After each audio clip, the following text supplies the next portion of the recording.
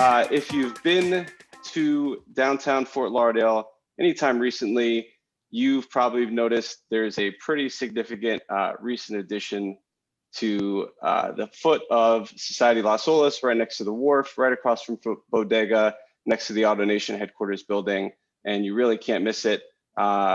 We are very fortunate to have the artist, sculptor, and creator here with us from South Africa, Mr. Daniel Popper.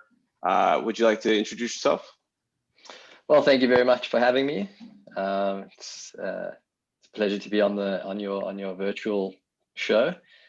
I'm currently actually still in the United States, but yes, I'm from South Africa, so I'm coming to you live from Boulder, Colorado.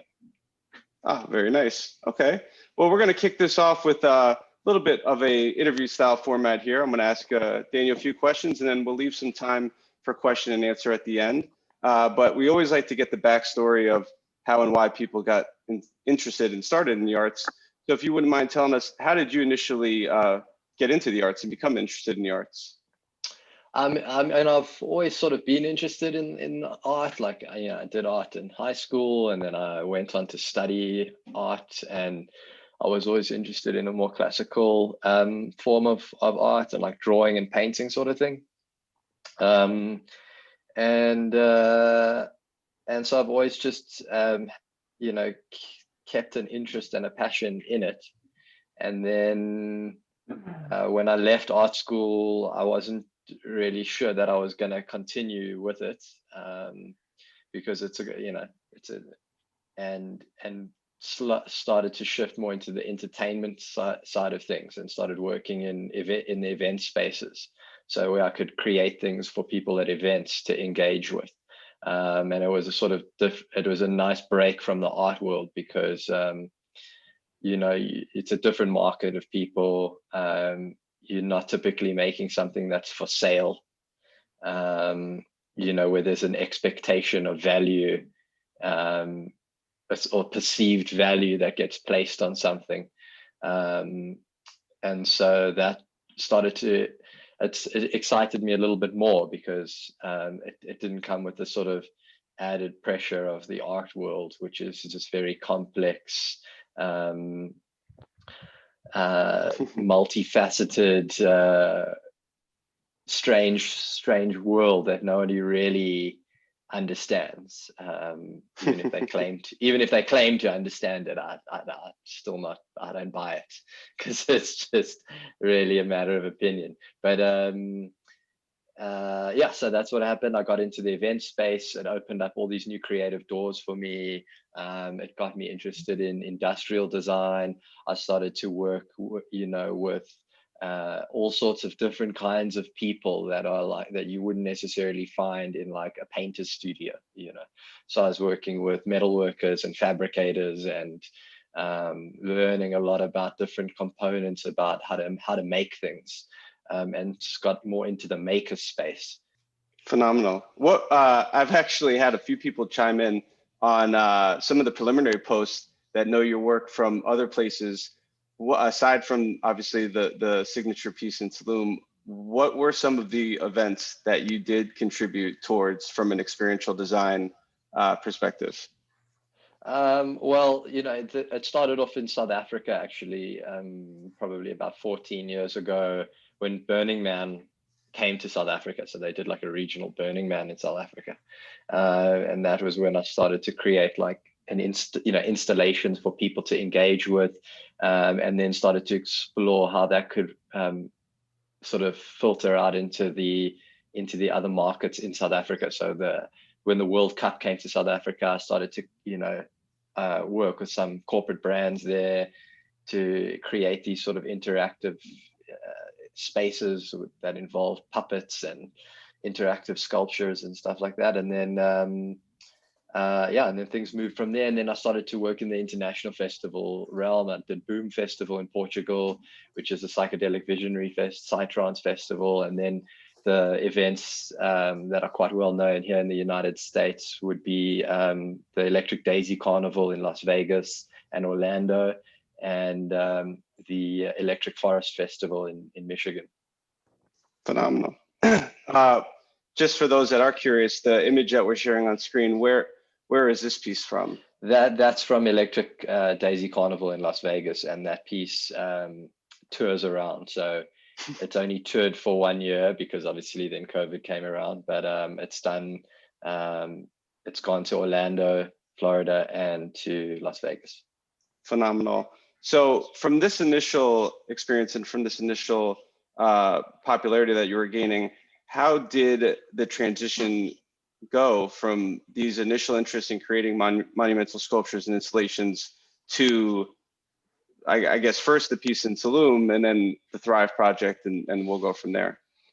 Yeah, well, I think there's definitely an interesting study to be made about the intersection of the the kind of work that I'm doing and social media.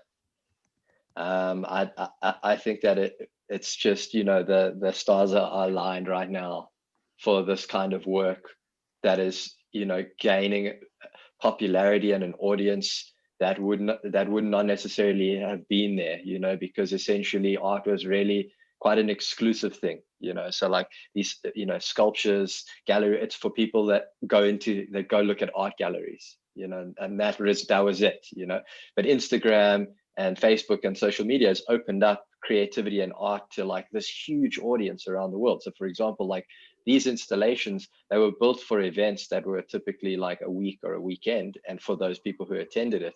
But then the images live on, and the images get shared on social media, and they inspire a lot of people. And so I think that's what happened there with the piece in Tulum. You know, we built that for an event. It was up for 4 days. Then it got taken down, and it stayed in pieces for like a year, like out of sight. And then we went back to do another piece. And then while we were there, like the resort owner said, well, let's just put it up on the road, like outside in front of the resort. And Tulum, you know, also just became this extremely famous Instagram place, you know, where like, you know, a lot of that is what a lot of people spend their time doing there. Taking photos of themselves in these exotic spaces and places. So it became extremely popular on social media. And then that was an indication to people of the impact and power that this can actually have, you know, with people engaging, with people being inspired. And it's not just like this piece of abstract art that was suggested by some sort of gallery or trust or you know, sort of art fair. It's the property developers behind that Society Las Olas recognized that, and again, it's something that it was a personal interest for them. It didn't have much to do with anything that, you know, more than that. So they it was awesome. You know, we established a great relationship, and we took it from there, you know, because essentially they saw the piece in Tulum and they were like, can't we get something like that out in Fort Lauderdale? And I didn't want to replicate it. I didn't want to make it again. So, and also because I had a look and I was, you know, could see this was going downtown in a more urban environment. And I just thought, you know, and then again, also with the times of this, I was just like, wouldn't the same concept, but wouldn't it be awesome to have this sort of concrete breaking apart as opposed to the wood? And that's what's the sort of beginning of that. Phenomenal. And for those, and I'm curious myself, if you wouldn't mind telling us, how did this Thrive project in fact come together after the interest from the developers who are interested in art, thankfully, and integrate art into their development? But the building was already built. I happen to live here and appreciate what they've done. How did the whole thing come together for you? Well, yeah. So I mean, it was the sculpture was meant to go up at the same time as the building, and they were supposed to open together. So it was not an afterthought. We were stuck in South Africa because of COVID. The borders were shut, and we weren't able to travel to come and put it up. So it was about 5 or 6 months delayed to doing that. But it was it was an interesting process, and it was interesting to, to see how it all came together. I mean, it always sort of does in the end. Yeah, initially the sculpture was meant to actually go on the roof of the building, on the rooftop. But when I did a site visit and looked at the logistics, I was just like, wow, you're going to be pretty heavy pieces of concrete to get up onto the roof. So yeah, so we managed to agree to put it on the on the sidewalk there. Can you see the video playing? Yeah. You want to maybe give us a little just walk through for those that aren't familiar with putting these types of installations together, kind of what they're looking at? Oh man, it's just it's extremely complex, rigging and installing. We worked with a local company there in Fort Lauderdale, only because we were really unsure of our circumstances of whether we were going to be able to travel or not. But usually I have my own team, and we're a part of this right from the beginning, from the planning, the engineering, the designing. And so we have an understanding of how it comes together. And then obviously, you fabricate it and then things change. And then after that, everything's always, again, different on site, because there's things like leveling the ground might be slightly off level. And then those pieces are struggling to get fit together. But yeah, we used that machine over there. It's called a telehandler. We used 2 of those machines, 1 boom lift. And the statue was comprised of, I think, 12 components. How much did this all weigh, and how the mass of it? In total, the piece weighed about 14 tons.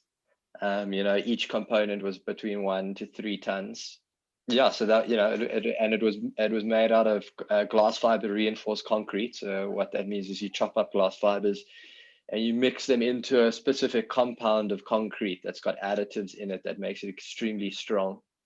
So it's typically the technical term that a lot of people will use is GFRC, and then I understood that it was going to be in these components.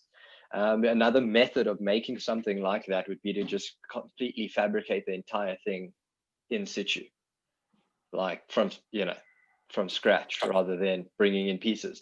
But that requires an extreme amount of time on site. Like it would take a couple of months probably to do it. I didn't have that time available, and so the best method for me was to make it in pieces. But then the one problem you're going to have is the seam lines. So I was like, what happens now when we put these pieces together? You're going to see the seams of where the concrete butts up against each other. So solutions around that were to obviously patch those seams with concrete on site, and you'll see the seams still, but then also to integrate that into the actual design. So a lot of those lines and a lot of the cracks and a lot of that stuff is part of the design, so that it just lends itself to that already. Amazing. And we see a lot of people taking photos for Instagram and selfies, and people proposing at your installations. I tell people every time I leave the building, there's somebody taking a photo with this piece, which is phenomenal. But from you as an artist, what would you like people to take away when they interact with your piece? What would you want them to know? What would you want them to think and feel and experience? I mean, for me, the main thing is if people are getting inspired by what they're seeing. Like the meaning behind the pieces, that's whatever people want to take out of it, So like, whatever meaning, people often ask me that, like, what does the piece mean? What is there a message you're trying to convey? And I'm like, if I were to say that, if I were to give a meaning or message, then it would ruin everything, because so many people derive different meaning and messages. So like, let's say, for example, that I wanted this piece to be about, just for example, like the liberation of women's rights in like Saudi Arabia, just for example, right? Like, and that was the message that I was driving home. You cut off a whole bunch of other people. So like when this piece, came out, I've had so many amazing people contacting me, people having had open heart surgery, people having lung transplants, people who've, you know, lost their children and have been like struggling to like feel emotions, and you know, writing me messages to tell me that this is this new feeling that they're feeling by engaging with this art piece. And to me, that's awesome. I mean, like, that's not what I even expected at all. But when you get that, that's just like makes it all so worth it in the end. And so, like, for me, when I engage with large scale art and interactive work, the main feeling when a piece works for me, like this feeling of inspiration I get, like I never really trying to decipher a meaning. Like if I do have, I just like, that's my own personal thing. But the main feeling I get is being inspired. It makes me inspired to want to go create, kind of do the same thing for other people, and or just a feeling of inspiration and wonder is like, I think it's a high frequency to have. And I think that if people can have that feeling by engaging with a piece of work, then that's the most you can ask. This was one of the more interesting pieces that we've seen inspired by your work, and it's, I guess, a pretty nice testament as an artist for somebody to go this route. This is yeah. And this is not the first time that somebody's had your work tattooed on them. Yeah, no, it's not. It happens every now and again. Pretty cool. Yeah. Well, so I guess we are making an impact, and it is very interesting how you're able to use the art of the sculpture and public art to change people's perceptions and awareness. This is something we actually do, I guess, while I have the screen up here, with artificial reefs that we construct very similarly, that we then place underwater. And it's amazing that we're able to use art to change people's perceptions and the way that they kind of view ocean and nature. So this is, you know, just one of many phenomenal uses of art. Sure. But there's another really interesting facet you touched on when you're talking about Tulum. And I was just alluding to it. Every time I go outside, there's somebody taking a photo with this mural. And as downtown Fort Lauderdale becomes more and more popular, there's only more and more people lining up. What does it mean to you as an artist to know that people are lining up, especially in Tulum, where obviously the streets are a little bit more narrow, but they're lining up around the block just to take a photo with your work? What does that mean to you as an artist? It means I've done a decent job, I guess. You know, it means that there's some level of success to the artwork. People are, you know, enjoying it and want to get a photograph with it. The only other artist I've ever seen really people line up around the corner is Kelsey Montague's "What Lifts You" Wings mural in the Gulch in Nashville. And it really, as an arts advocate, it really kind of moves me to see people are so interested in engaging and experiencing a public artwork like this, and public artwork being the highest form of art that's accessible to all. It's cool. Really testament to your work. I mean, you know, when you go outside and you see these people standing there getting their photograph taken, engaging with it, like, you know, whatever. I know we stayed in that building for like 2 weeks, and then we got to see all the people as well, like engaging with the artwork, which was really rad to see. But I mean, I tell you, those people, most of the time, I mean, I'd say even 50% of them were not the kinds of people that I would imagine going into an art gallery. Like right. taking off time on their weekends to go and like see art in an art gallery. So, you know, that's cool. It's like it opens up this new access for other people to get to experience it. Amen. And just another phenomenal example of your work. If somebody is interested, what would you like to be commissioned to create, and how does that process generally come about? Well, I mean, I just want to be able to create more beautiful work, and thankfully there's, you know, there's some amazing visionary developers out there that are you know, all in on it, just like those developers there. They've got another couple buildings going up, and they want to continue to work with me. And you know, they're young guys. They you know, they've told me that behind the scenes there, because they've also got like a board of directors of like some, you know, some older white guys who they've got to convince to, you know, to that this is worth investing in, because, you know, generally it's a relatively new thing, you know. So when you're looking at boards of directors, when it comes to like commercial real estate, they're looking at the bottom line. They want to see their ROIs. They don't care about this stuff, you know. But the younger guys are saying like, this is super important, you know, for this whole thing.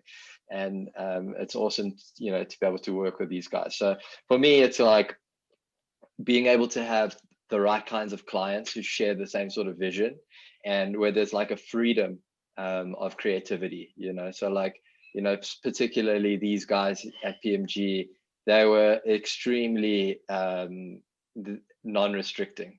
And there was no, oh, can't you make it a little more like this? Can it be a little bit more like that? Like, I came up with a concept, I sent it to the guys, and they were just like, that's fucking awesome. Like, let's go for it, you know? So, you know, so more clients like that, who trust my creative vision, you know, because when there's, you know, whenever there's when there's complete trust in what I do, the results are like always amazing. Whenever then, you know, somebody can, oh, can't you do this, can't you do that, and I work to try and please the clients. I do it because it's a job, obviously, and I'm trying to make them happy. But there's you know, the results are just there in the end, you know, to see the what's more, you know, the pieces that are more successful are often the ones that have got. Amen. Before we get to question and answer, you did just bring up a very good point, that, you know, the developers are using this to change some of their board of directors perceptions, and yes, a lot of them are older white gentlemen, and this piece has actually been used significantly to help us kind of reframe the way people view public art and even the arts in Fort Lauderdale, as we're, you know, kind of in the shadows of Miami. We've kind of struggled to find this cultural scene, which we're working diligently to foster and facilitate, and placing a piece like yours in the heart of downtown Fort Lauderdale, publicly, available to all for free to engage with, really is helping change people's perceptions about the arts and about Fort Lauderdale. So we actually want to say thank you to you and PMG for helping us do that. It's really been phenomenal to see, and hopefully cool. This will be the start of many great things. Before we get to the question and answer, if somebody wants to connect with you and engage with you, what are your social media handles or website or best email contact? Yeah, either through Instagram, direct message, or through the website. Those are the two best places. You know, I've got a team of people, and, you know, we'll get back to you. So, yes, you know, when we can. Thank you, Riley, and the team. And also a big shout out to Bombshell Productions, who helped you put this together here in Fort Lauderdale. They are great. Those were the team in the video installing the piece. We have a bunch of questions I'm going to try to sift through. Here's an easy one. Are the plants real? They are not. Okay. And they last longer that way, huh? They do. I mean, it was a choice that we made together with the property developers, because just the general space of their property. For example, the ones in Tulum are real, and the reason that they work so well there is because that resort has a gardening team that continually maintain it, because a living wall needs maintenance a lot. I would love them to be real, but you know, these guys felt that this way they'll just stay green all year round, require much less maintenance, and, you know, they are permanent, so they're not, you know, that's the thing, they're not going anywhere. Amen. For a while. We have a question from the Facebook Live from Dana Kleinman. Dana asks, can you talk about the journey from smaller scale to monumental sculptures in terms of funding? Obviously, the work is expensive to create and move, and there is funding for you at this stage in your career. But what about in the beginning? Were you making, you know, huge pieces out of pocket, or how did that go? That's a good question. I think that really that is something that people that is a whole nother topic altogether. But like I tell you, for years and years and years, I was doing it out of pocket. Most of the earlier works, Africa Burn, most of the opportunities I got up until now, and I tell you that I'm still not through with them. I will take every cent I get to make to level up the work. So like with each piece, so like the earlier pieces, you know, I nearly went bankrupt over a few of them. You know, like the Africa bits, I self-funded, just went on this mad, like possessed mission to try and make this work, and like getting people to work for free and just totally abusing my friends, and like, you know, getting guys to do shit for me, like, you know, and then pulling it off, and then it would generate interest, and then I would have a good understanding of what that actually costs. Then I would like present that budget, and most people would just be like, no fucking way. They would then say, okay, but we have this, right? So then they give me money, and that was the first time I would be given money. And then I'd take all that money and use all of it, like every single cent, to make something extraordinary in the space, to show what can happen if you do this. And then with each one, they level up. So like just a couple off the top of my head, like that one at EDC Vegas, zero margins there. I used every single cent they gave me to pull off something beautiful, because I just was like, this festival needs to see what can be done here. Like, and you know, I did it, and they were all just like, wow, you know, it really got, you know, those guys. Now, you know, now we're moving into a new space, and now we also understand what these things really cost, you know.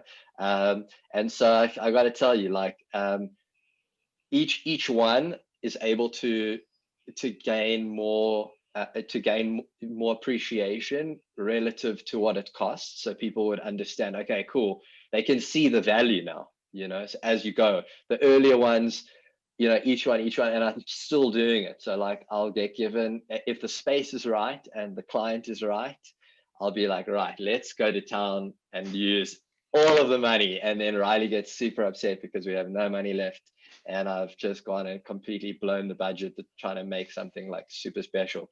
But it's worth it every time, you know, because when you do that, okay, first of all, it's difficult because you still need money to live. So there are some pieces that I'll be, you know, and work with Riley and the team to be much stricter on, where we're like, okay, there has to be money for us to all live and survive. And then there's other pieces where we just like, our goal is to just not lose money, you know. But it is, it's still happening. I tell you, it's still happening. But you know, the more and more you do, the more and more people recognize the value, and so then you're able to say to them like, look, if this is what you want, this is really what the value you're getting, because there's a difference between the value of it and what it actually costs to make, you know. So so that's the interesting thing. And so when these property developers, you know, now like the guys at PMG and other developers, you can say to them, you know, there's a much more value to this piece than what it actually costs to produce. Can you elaborate? That's a very, very good point. Can you elaborate or share some of the additional value that it really does in terms, not just the photos, but? Well, I mean, that really is it. I like that piece in Tulum also, again, did it for nothing, almost nothing. I went to Tulum with like 4 friends. We lived there for a month, and we actually eventually landed up living on the beach, and we fabricated that whole thing from scratch, like on the beach, welding, you know, cutting wood. Like we made that whole thing. It was super tough, you know. Like working on a beach is not a place you want to work. Like it sounds glamorous, but it's the hardest environment you can work in, you know. Like you've got sand and wind and salt water, and everything's getting in your tools, and it's horrible. But we did it. We went there, we made that thing, we got fed, and we had a place to stay. And so we lived for the month to do it. Afterwards, super beaten up, like questioning, why the hell did I just do that? Like I'm fucking, yeah, almost after every job, it's like, what the hell's wrong with you? Like, dude, you know, like you gotta go on and like earn money and like have a career, you know. We did that piece, and then insane success that it's had. I mean, it's the most photographed thing in Tulum, probably, you know, one of the most photographed sculptures in the world today. I don't know, but It is. the value that it's brought, like just the tourism industry, the resort itself, you know, it feeds into their food and beverage area. Like, it's just it's millions and millions of dollars worth of marketing. Like, I mean, just, and I, you know, you just look at it because you've got to look at the advertising industry, which I kind of have a link to, because that was, you know, a sort of in the early days was where I sort of thought that I could earn a living, was like going and doing brand activations, like finding interesting ways of creating immersive spaces and having a brand pay for it. And so there was this, I got an understanding of like above and below the line advertising budgets, and like, you know, typically brand activation stuff's below the line, where you would create something at a mall or in a space that would like activate a brand. And then a lot of them would also like feed into festivals. So for example, like Corona alcohol would like, you know, have the Corona festival, and they would create all these cool things around the brands paying for it. So there's an opportunity there. So I got an understanding of like the values associated to advertising. And so like, you know, when you're doing something like this where there's no brand attached to it, but it's just got like, it's millions of dollars worth of like exposure, publicity, foot traffic, like all of those things, which is very hard to put a price on. Have you ever thought about putting one of these underwater as an artificial reef? I have, and I mean, you know, there's, what's the artist name who does it? Jason DeCaris Taylor? Yes, yeah, he's already doing it, and he's doing such a fantastic job of it. And so I feel like he must continue to do that. Awesome. Well, You know? we if you ever want to come back down here to South Florida, to Fort Lauderdale, Mhm. we do have an artificial reef project here that I happen to be the executive director of, and we are Mhm. collaborating with artists through our Ocean Rescue Alliance, where we do create these artistically crafted reefs, and we do work with an architectural cast stone expert that would be glad to talk about some of your designs and how we could potentially Okay. collaborate those. So you never Cool. know I must what's connect you. I must connect. I've got some friends doing a piece in the Dominican Republic now. ah Um, their Instagram handle is called The Art Rising. how about If that? you check them out on Instagram, they actually are in the process of rigging the sculpture like today. And if you guys can follow them, they're such fantastic friends and beautiful artists, and they've been working to create this sort of goddess of the Dominican Republic that's going to go underwater, and you know, create this artificial reef to help restore the ocean there. So I'm a huge fan of that kind of work. It's awesome. Awesome. Jason DeCaris Taylor is one of the big inspirations for the work that we do as well, and glad to see more public art happening, especially to help the environment. Hmm. I guess we'll wrap it up with one or two last questions here. We had a lot of interest. Somebody just asked, how much money do I need? Would you at least give maybe a starting ballpark, you know, 150, 200, To or how much money do you need to do what? To make to a start a large project? sculpture? Yeah, I think the first budgets that I was working with were somewhere in the realms of like $5,000. nice. So like whatever money you get is basically the answer. Whatever money you get, take it all, use it all, and there's industrial ways of thinking about it. So like, for example, like the earlier pieces, you know, like using mild steel and plywood or reclaimed wood, like pallet wood, like on my website, you'll see like these big the big baobab tree, like I used pallets. There's ways of creating large scale shit um, for that's very cost effective. So you're getting scale, but it's very cost effective. I mean, when it comes to doing more permanent stuff, like the expenses ramp up because you've got engineering and you've got to get proper coded welding done. So like those costs ramp up. But if you want to go and create something big and amazing for an event, like whether it be for Burning Man or for your own friends or just in a public space or wherever, use whatever money you have and figure it out. Like, you know, go and source materials and figure out cost effective ways of doing it. You know, there's yeah, I've seen people create amazing things for very, very little, you know. Amen. I When think, there's a will, there's a way. yeah, I think, yeah, honestly, I was recalling some of my earlier, like, like some of the earlier days, getting offered like 5 grand, you know, and like, just going to like scrap yards and finding what materials I could find, and like begging friends who like, to come with for the ride, They're like, come and work like a dog for me for like days and get paid nothing, but get fed and have fun doing it. So that was that. Any success stories on members of your team or other artists that collaborated with you that did volunteer their time and maybe Well, you I mean, propelled them? I've got 2 guys now. They're partners with me. Their names Rob and Sam. They've been with me now for like 10 years. Those guys were coming out to Boom Festival with me, in their early 20s, working for free, just for the tickets, tickets and food, come and work for like 6-7 weeks. I got to say, South Africans, we tough workers, man. We the concept of working for nothing just for the experience is not a very common thing here in the United States. People are like, what the fuck do you mean I must work for free? I'm like, well, come and learn, come and have fun. That's the thing. But it's not. South Africans would be more open to it, because there's things like travel experience, and those things will, are valuable in themselves. But yeah, so those guys have been with me for 10 years now. Now they're like, my leads, on-site project managers, riggers, and I can trust them to do a large portion of the on-site stuff as well without me, so that I can, spend more time with the designs and stuff like that. So yeah, that piece there, that's from Africa Burn. I think that was one of my first big pieces.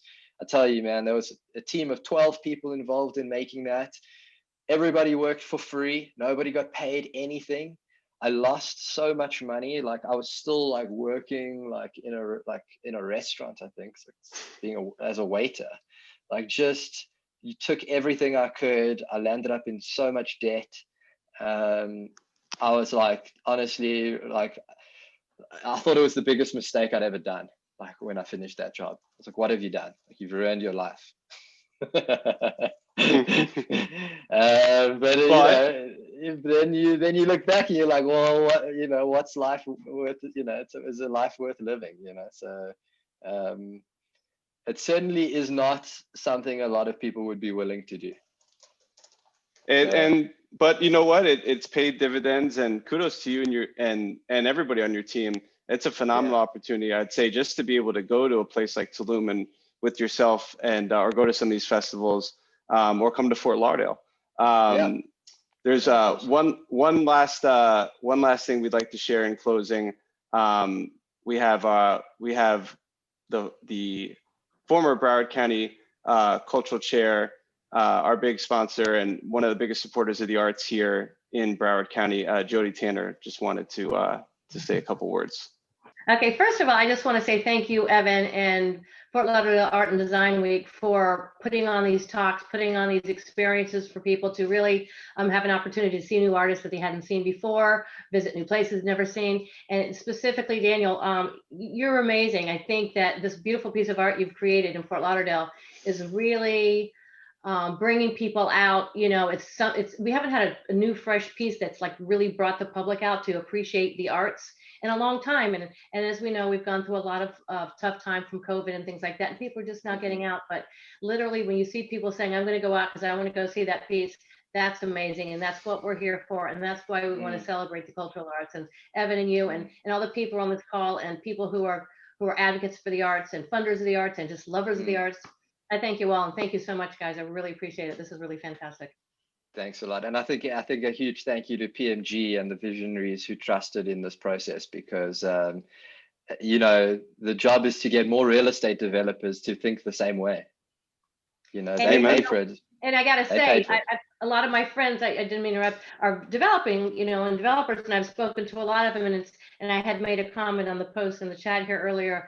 These developers are really coming out of their shell to promote and advocate for the arts. I mean, years ago, you wouldn't have seen that so much, but now it's not an afterthought. It's part of their thought of the entire development for the community. So I think that's really important, and that we're promoting, and you as an artist are showing them the value also in doing and incorporating arts in their projects. So kudos. Yeah. Bravo. That's awesome. That's awesome. Yeah. So thank you, Jody.